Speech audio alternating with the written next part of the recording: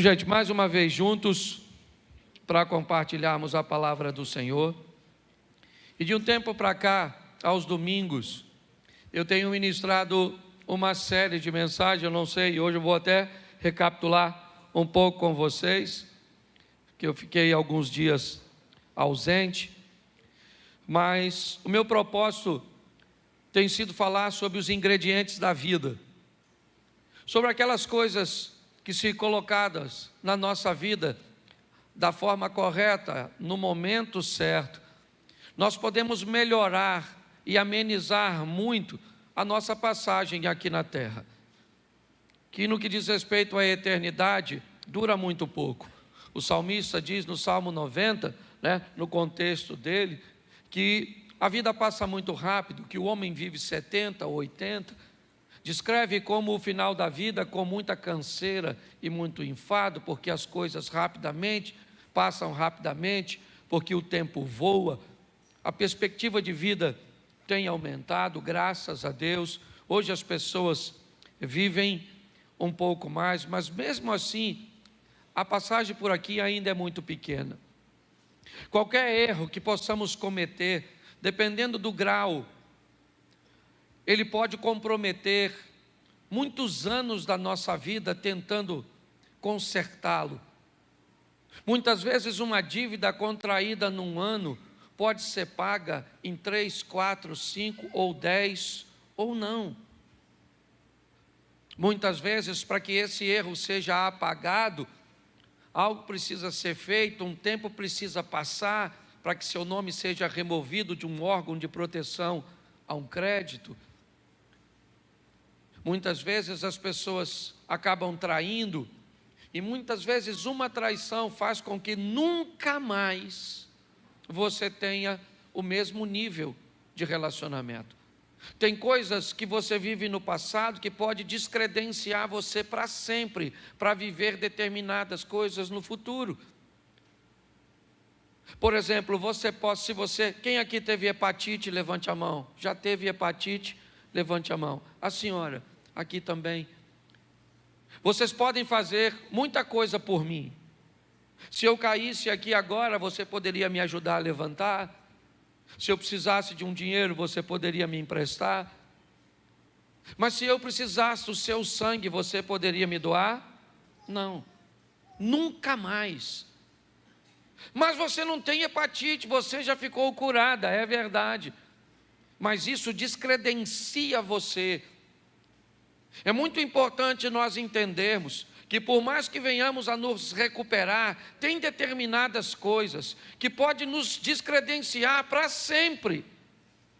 Eu estou falando aqui usando uma patologia como exemplo, mas o que eu quero falar é de que muitas pessoas cometem erros gravíssimos e depois precisam levar muito tempo, deixam de viver para sobreviver.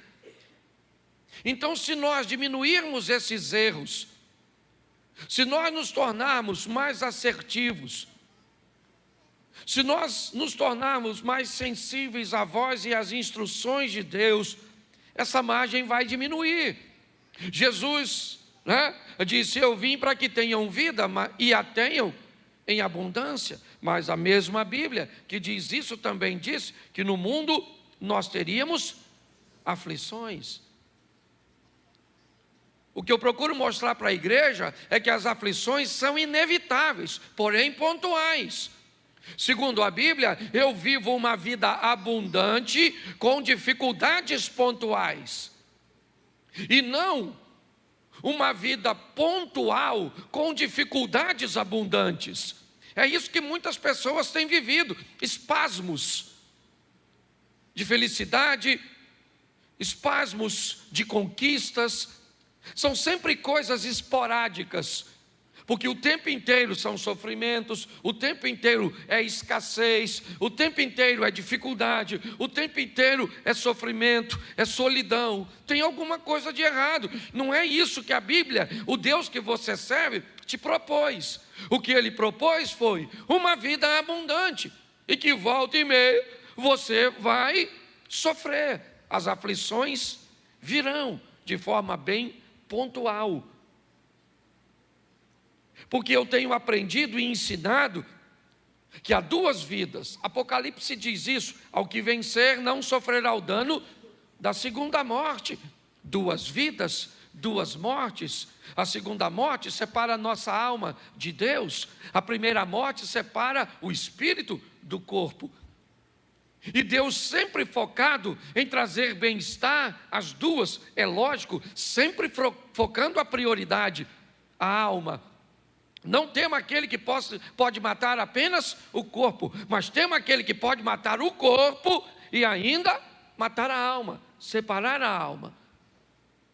Baseado nisso, eu peguei alguns ingredientes, já falei de 3, hoje é o quarto, são 8 na verdade. Já falei de fé, governo, pessoas e hoje falo de objetivos. Vou falar ainda de generosidade, legado, saúde e aprendizado. Mas só para recapitular aqui, o primeiro que eu falei, vocês lembram? Eu falei de quê? É por isso que a gente tem que falar sempre. Por muito tempo eu tive dificuldade de repetir as coisas, porque parece que quem repete não tem conteúdo, fica falando sempre a mesma coisa. Mas depois eu olhei para os evangelhos e tem 4. E 3 repetem a mesma coisa para os crentes. Por quê? Porque sabia que os crentes iam esquecer. Então Marcos escreveu e disse, é desse jeito. Aí vem no Mateus vem desse jeito. Aí vem o Marcos desse jeito. E vem o Lucas e desse jeito. E o povo ainda não lembra. Então o primeiro ingrediente é fé. Fala comigo, fé. Isso, esse é o primeiro ingrediente. Sem ela é impossível agradar a o justo viverá pela isso. Então fé é a primeira coisa que você precisa ter. Até o profeta Gilberto Gil já sabia disso. Quando disse anda com a fé eu vou, que a fé não costuma falhar. E mesmo quem não tem fé, a fé costuma acompanhar. Pelo sim, pelo não. Então até o ímpio sabe. E tem os crentes que andam sem fé, tá certo? Então eu mostrei para você que ela nasce quando você ouve, certo? É isso. A fé vem pelo e ouvir a palavra de a fé torna tudo possível. Sim ou não? Tudo é possível aquele, mas possível não é realizável. Tem gente que me parece que confunde, porque está a fim de confundir. Porque se eu perguntasse a você, olha, domingo tem jogo no Maracanã, Flamengo e Vasco. Você vai? Você me responde assim, possivelmente. Você vai ou não? Fala para mim, se você me disser, possivelmente, você vai ou não? Nossa. Se eu perguntasse para você assim, olha, vou fazer uma festinha lá na minha casa, deixa eu se tirar do Maracanã, porque Maracanã é pecado. Então a igreja se constrange, e provavelmente tem botafoguense e tricolores que não iriam mesmo, então nem se manifestou, tá certo? Mas vamos tentar de novo, fazer igual Jesus com a mulher samaritana. Falou de água, não dá certo, ele fala de marido. Vamos tentar aqui. Eu vou fazer uma festinha lá em casa na quarta-feira e eu digo para você, você vai? Você diz para mim assim, pastor, não vou dar garantia não, mas possivelmente eu vou. Você vai ou não? Vai ou não? Você não me falou. Você não falou nem que sim, nem que não. Então quando a Bíblia diz que a fé torna tudo possível, ela não está dizendo que Deus vai fazer e que não vai fazer. Ela só diz que quando você chega perto dele, o impossível se torna, mas não significa que ele vai fazer. Tem gente que vem para a igreja, um está morrendo de câncer, aí você vem, aí fala, meu Deus, ela não pode morrer, minha mãe, não pode morrer, ou é minha fé, eu tenho fé, chamou os irmãos, tudo. Até os cajaceiros vêm para a campanha, e vão embora, une a fé de todo mundo, aí a mãe morre. O que faltou? Não! Porque a fé não dá garantia que vai acontecer. A fé traz a possibilidade, está assim de gente frustrado, porque está achando que Deus prometeu coisas que Ele não prometeu. Ele só disse, se você chega perto de mim com fé, tudo é mas se não acontecer, você ainda continua tendo fé, pronto. Por isso que tem uns povos que vai embora. Nossa, Deus falou que ia fazer, não tem palavra.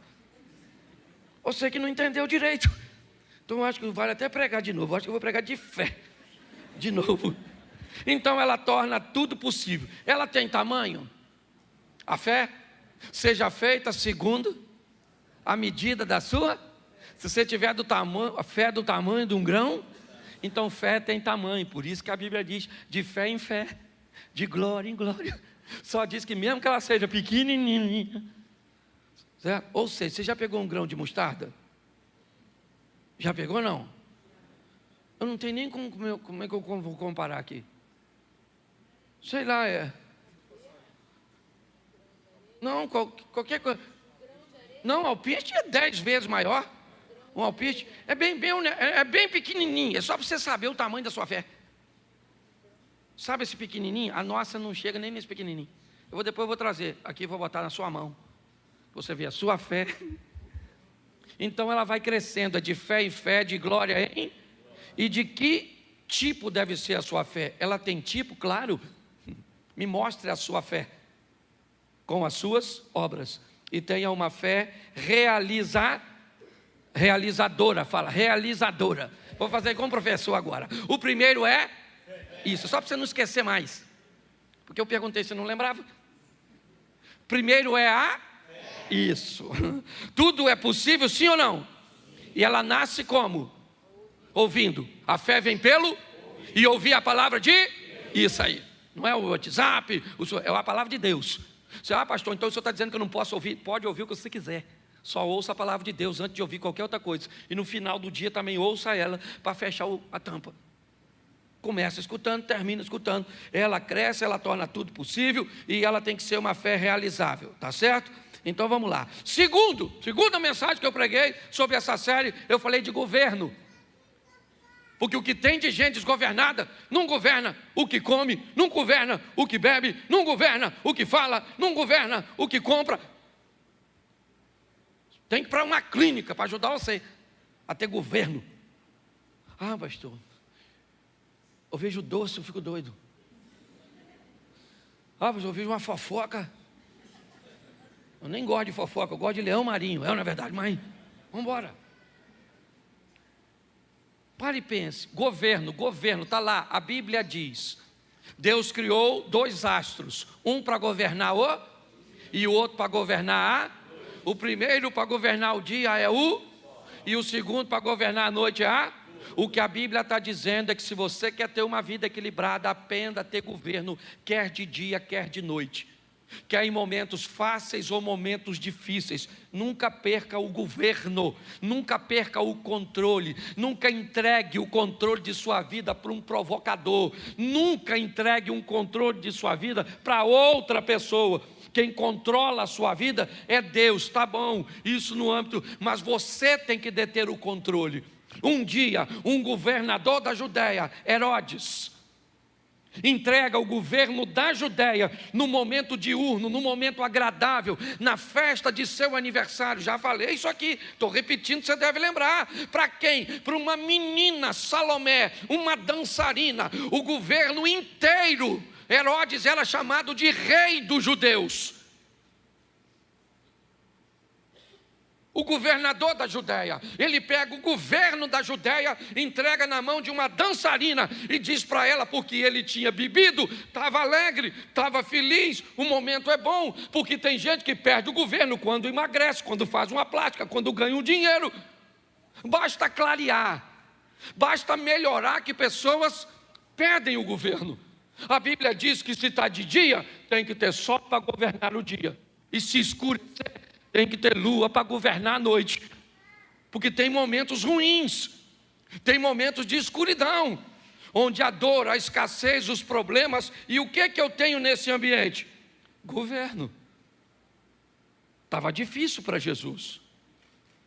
Fala para seus discípulos, eu preciso do apoio de vocês, me ajude. Foi orar, quando voltou, eles estão dormindo.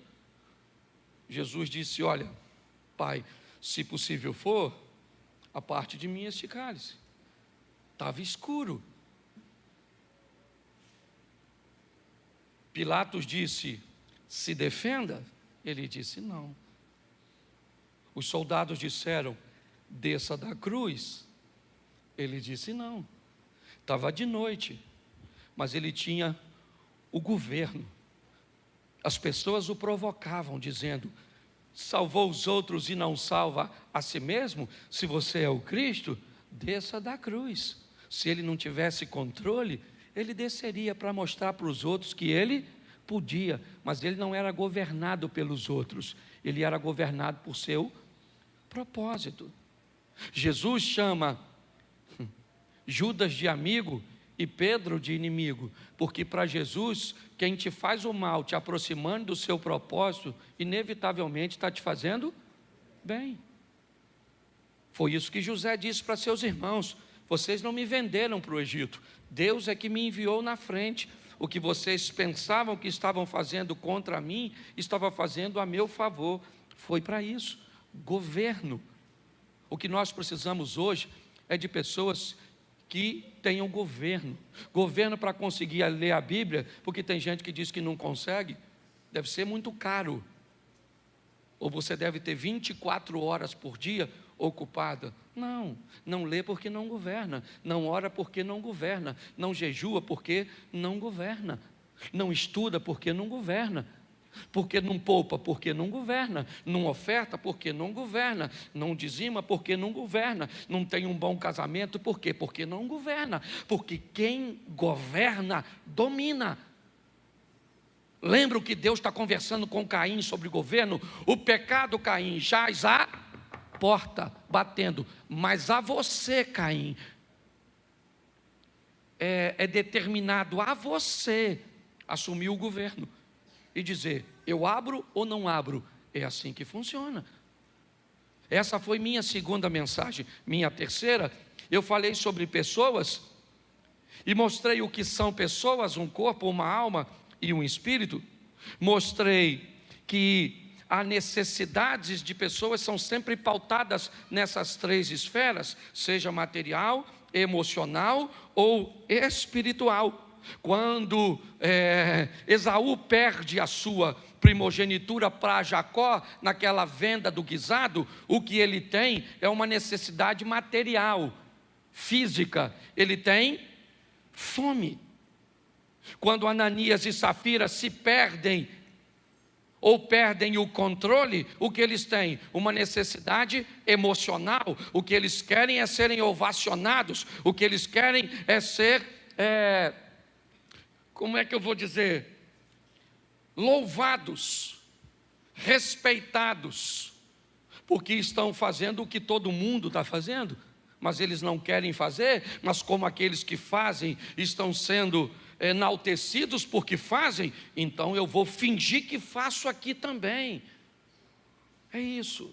Isso acontece com todo mundo. É o Moisésinho que cobre o seu rosto para que ninguém veja o resplandecer do seu rosto, mas que depois de um tempo já não resplandece mais e ele não tira o lenço.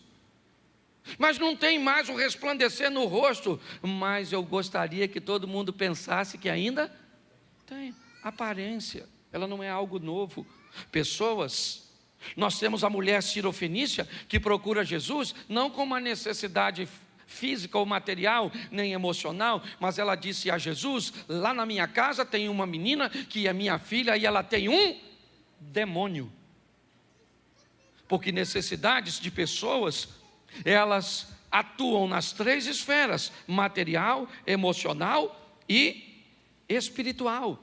O que nos aproxima de pessoas são afinidades, necessidades, certo? Sentimentos ou parentescos. Eu mostrei tudo isso, só estou recapitulando, porque hoje eu quero falar, e é nisso que eu quero gastar 20 minutos com vocês, para falar de objetivos.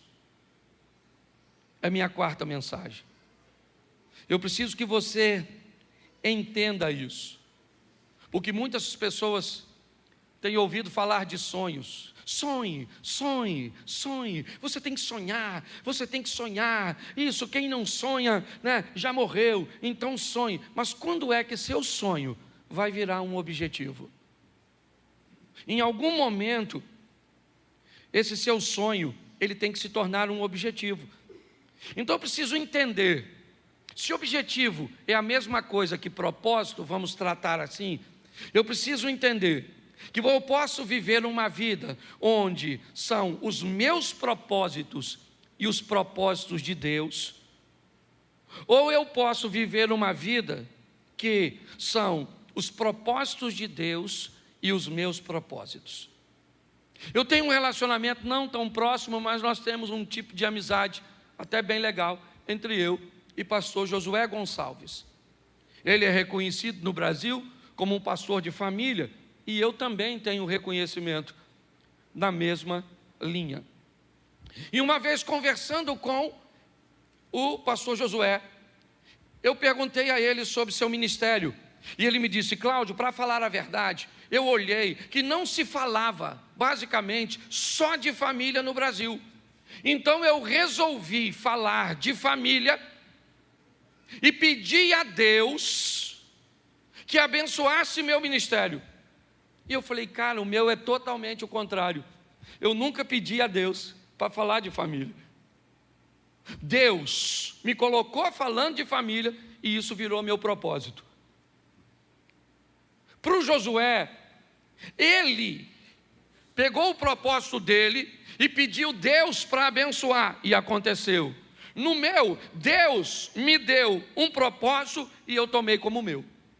Então eu preciso que você entenda que há esses dois modelos, e que muitas vezes você vai se ver dentro de um propósito que foi Deus que te levou, e você vai viver bem nele, como aconteceu comigo. Em outras ocasiões, você pode pegar um propósito que é seu e levar para Deus, e Deus pode aprovar e fazer com que isso aconteça. Mas eu aprendi que sonhos são aquelas coisas que eu quero. Isso. Eu quero me formar, eu quero me casar, eu quero ter uma casa, eu quero ter isso, eu quero fazer aquilo. Nossa, isso é extremamente legal. Mas objetivos são aquelas coisas que eu vou fazer acontecer. Sonho não se realiza, a não ser que ele se torne objetivo.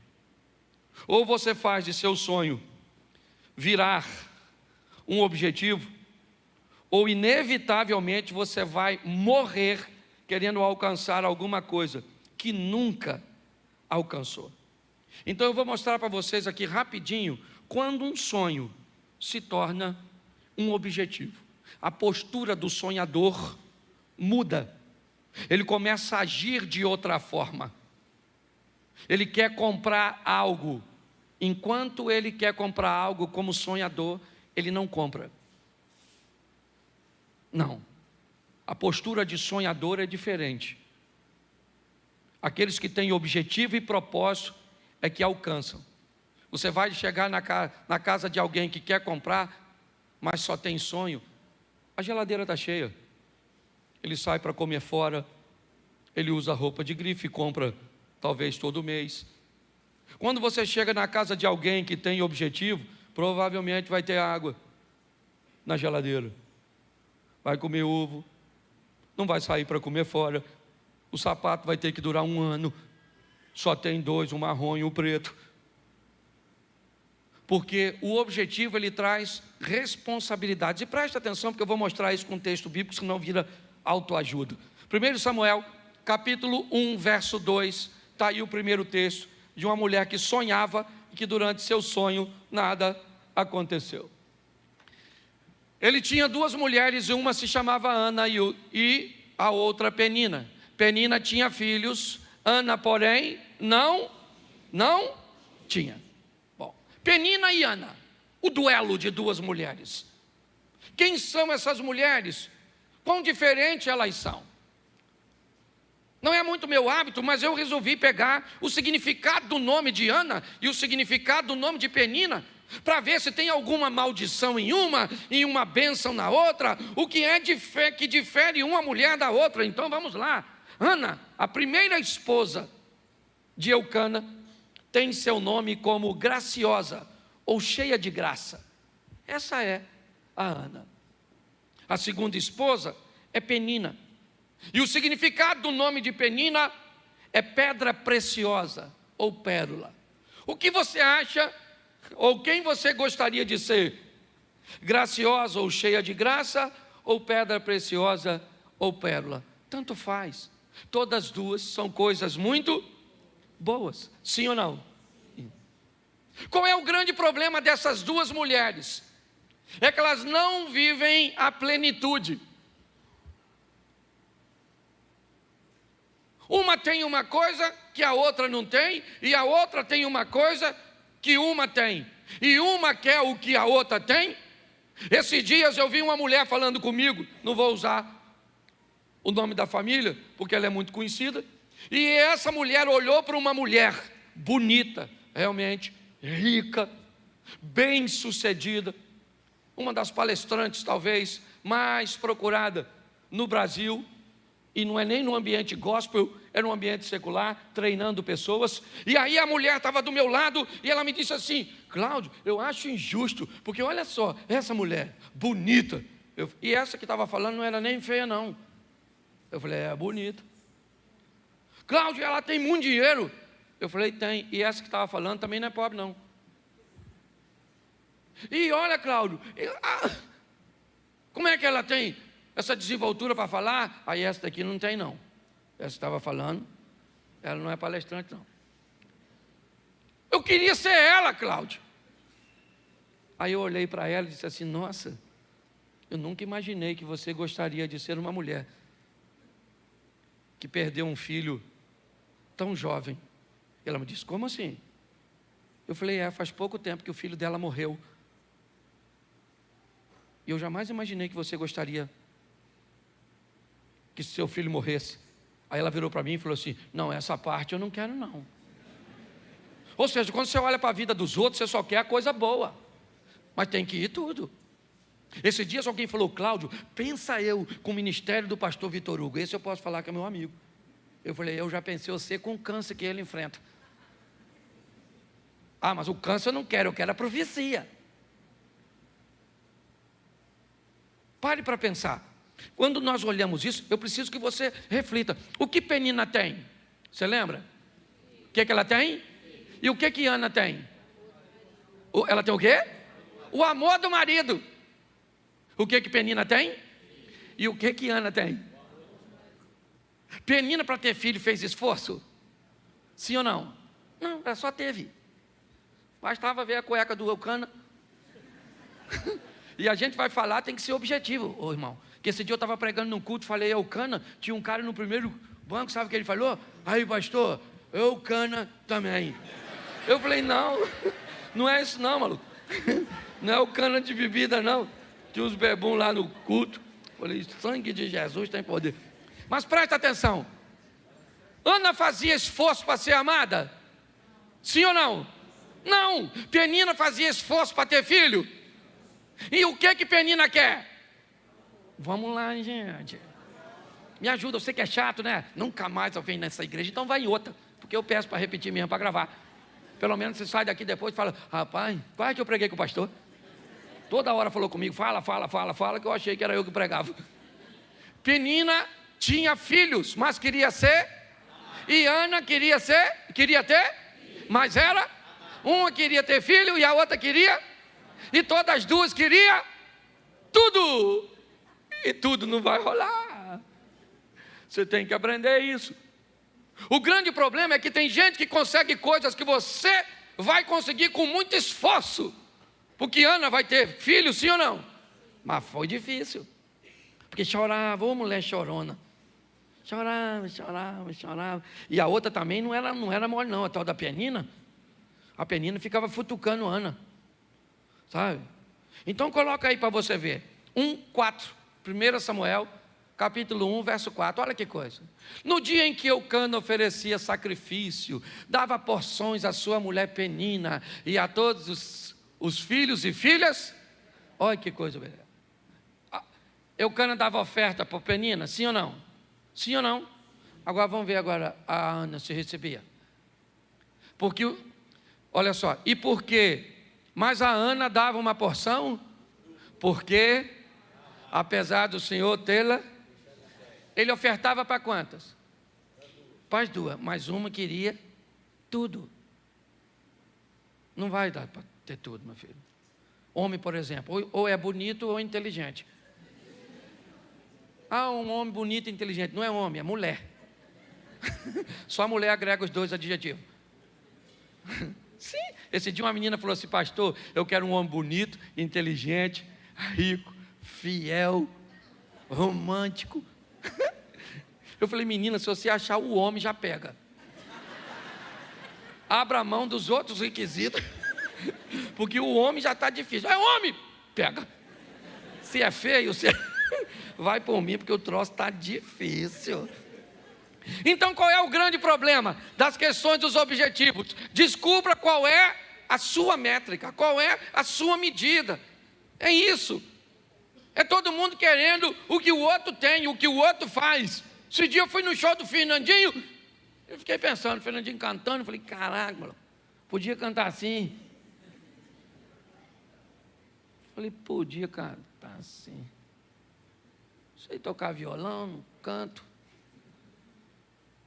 Ele também não prega. Que se dane, ele não prega, eu prego, eu não canto. Ele canta e está tudo jóia, porque se a gente não prestar atenção, Jesus disse que nós teríamos que ter cuidado com o exemplo da mulher do Ló. Lembra da mulher do Ló? Ela virou o quê? Por quê? Por quê? Isso, mas hoje tem gente que não precisa nem olhar para trás para virar estátua, não, múmia. Basta olhar para onde? Para o lado. Nossa, ela emagreceu. Uma raiva disso. Porque o que ela perdeu eu ganhei. Presta atenção. Cuidado que você pode estar rindo de você. Descubra a sua medida. Eu acho legal. Vou usar mais 2 textos e termino aqui, porque esse culto é mais curtinho. E aí, nós temos outro culto e eu vou pregar de novo. Você acredita? Lá em Israel eu preguei umas 3 vezes por dia, não foi, Mary? Estou pregando, eu estou sem tempo de pecar. Aí o pecado vem, eu digo: não, estou pregando, volta outra hora. Porque está tão difícil, mas eu estou fazendo tanta coisa que eu estou... Para pecar eu tenho que dormir, que eu sonho, aí peco. Quando os sonhos viram o objetivo, as coisas mudam. Ana chorou o tempo inteiro, e o que adiantou? Nada, até que um dia ela foi para Siló. Ele falou: quer saber de uma coisa? Que dano essa penina. Essa praga do Elcana, ser ali que só vive sentado, seu sacerdotezinho preguiçoso. Hoje eu vim falar com Deus. Chegou lá, Ana começa quietinha lá, e falando: Senhor, eu quero um filho, eu quero um filho, eu quero um filho. Eu quero um filho, eu quero um filho. Eu sempre quis um filho para mim, estava preocupado comigo, mas agora eu quero um filho para o teu reino. Eu quero um filho para que ele seja entregue para ti. E eu não quero saber. E a penina não teve tempo de provocar. O Eucana não teve tempo de dizer que ele era melhor. E aí o sacerdote olhou para ela e falou: e aí, Ana? Bebeu o quê, minha filha? Presta atenção. O sacerdote chamou ela de pinguça. É o Satanás ou não é? No sacerdote? Às vezes você pensa que o diabo não visita o pastor, não? Aliás, tem pastor que trabalha full time. Não é nem visita. Já é hospedaria. Aí o que aconteceu? Quantas vezes eu já falei besteira? Tem gente que acha que não. O pastor não briga com a mulher. O pastor não... Eu brigo, né, filho? Nós briga. Porque nós é gente. Você vai na nossa casa, está bagunçada. Entendeu? Porque tem gente morando lá que ninguém vende vidinha perfeita, não, meu filho. O bagulho é doido. Você sai daqui para ser crente, o Satanás está querendo impedir. É desse jeito que funciona. Esse dia o cara falou comigo: pastor, falar com o senhor, não olho para mulher nenhuma mais. Graças a Deus estou liberto. Falei: então não anda comigo. Porque se passou uma mulher bonita, meu olho tem que querer olhar. Eu é que falo: Cláudio, você é pastor, você é casado, sua mulher está escutando isso. Isso vai dar briga depois do culto. Ô gente, pelo amor de Deus, certo? Ana foi lá e conseguiu o propósito dela, sim ou não? Quando ela deixou de sonhar e transformou seu sonho num objeto. Então, mais 2 textos e a gente termina. Marcos capítulo 5, verso 25. Só peguei a história conhecida para ficar fácil para a igreja. Marcos 5, 25. Coloca aí, por favor. Isso. Estava ali certa mulher que há 12 anos vinha sofrendo de hemorragia.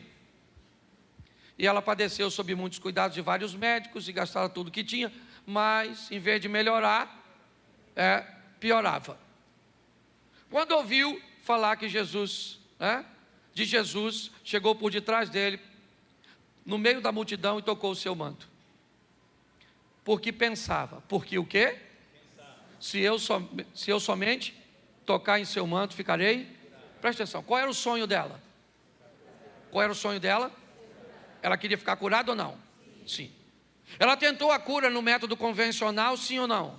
Ela procurou os médicos, fez tudo o que podia, deu certo? Não, mas ela continua querendo ficar curada, é seu sonho. Mas quando é que até então é seu sonho? O que ela tem? Uma multidão, porque sempre que alguém precisa de algo, ou na grande maioria das vezes na Bíblia, a Bíblia vai colocar uma multidão como oposição. Bartimeu queria a atenção de Jesus, o que tinha? Uma multidão. Vamos lá, estão conduzindo um paralítico a Cafarnaum, a casa de Jesus. O que tem na casa de Jesus? Uma multidão.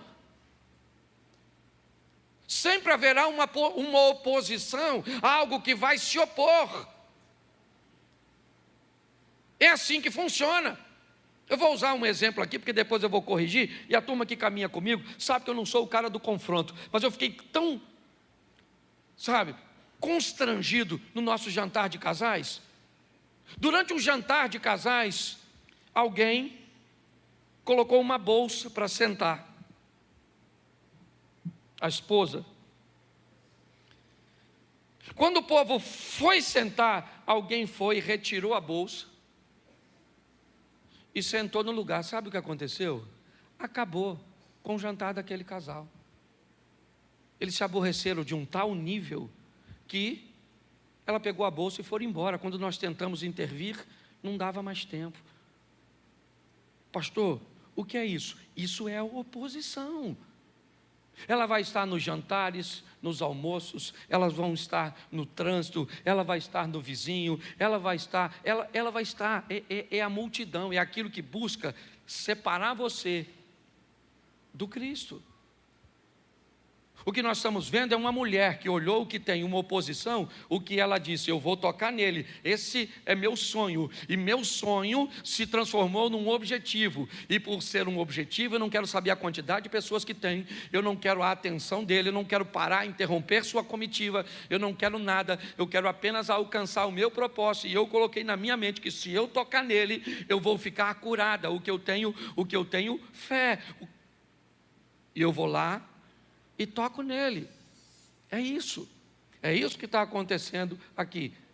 Quando ela faz isso, ela fica curada, porque ela fez, não simplesmente quis. Deixa eu terminar com o último texto, também muito conhecido, Lucas capítulo 15, é o setor de achados e perdidos, capítulo 15 de Lucas. Ovelha perdida, dracma perdida, filho perdido, está tudo perdido. Verso 17, perdão. 15, verso 17. Caindo em si, disse: quantos empregados de meu pai têm comida de sobra e eu aqui morrendo de fome? Eu me porei a caminho e voltarei para meu pai e direi: pai, pequei contra o céu e contra ti. Verso 19. Não sou mais digno de ser chamado teu filho, trata-me como um dos teus. Presta atenção aí, não bota o 20 não. Deixa eu dizer até o 19. Presta atenção, porque os 3 textos que eu li, ele fala de sonho. É isso que ele fala. Ele está no momento difícil e ele diz: eu aqui pereço de fome, na casa de meu pai até os criados têm pão com fartura, levantar-me-ei, irei ter com meu pai, vou dizer para ele, presta atenção, tudo que está sendo dito como uma proposta de futuro.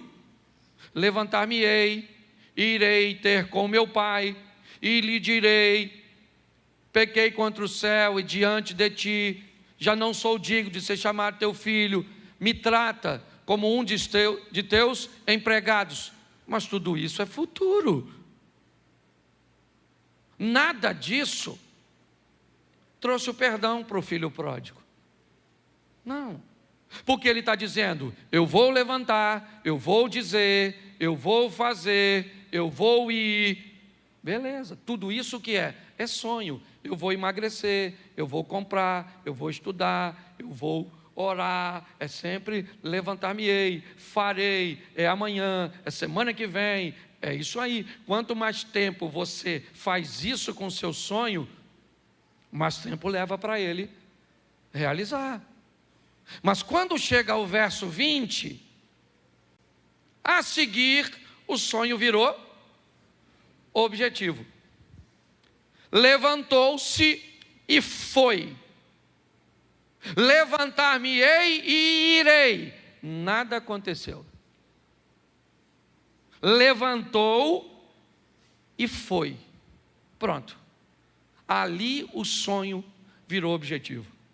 E agora, estando ao longe, o pai o viu, porque ele foi. O pai olhou, correu, o beijou, o abraçou, traga vestes, sandálias, anel, vamos tomar um banho, porque vai ter uma festa. Você precisa entender que o importante não é se você quer comprar uma casa própria, não é se você quer melhorar seu casamento. Talvez isso até seja bem importante, porque seja a primeira fase, né? Então, como fase, o sonho é bem legal. Você quer se formar? Beleza. Você quer passar na prova? Legal. Você quer buscar intimidade com Deus? Tá certo. Mas a pergunta é, quando seu sonho vira ou vai virar um objetivo? É nesse momento que as coisas acontecem. Volta para o verso, não está aí, ó. A seguir, levantou-se e foi. No verso anterior, levantar-me-ei e irei. Até então ele não disse nada. Levantar-me-ei, ele está com fome. Irei, ele está com fome. Ele está sozinho. Mas agora, quando ele chega, quando ele se levanta e vai, eu acho que nós temos que mudar aí o tempo do verbo, sabe? Disso que traz ação, que traz movimento.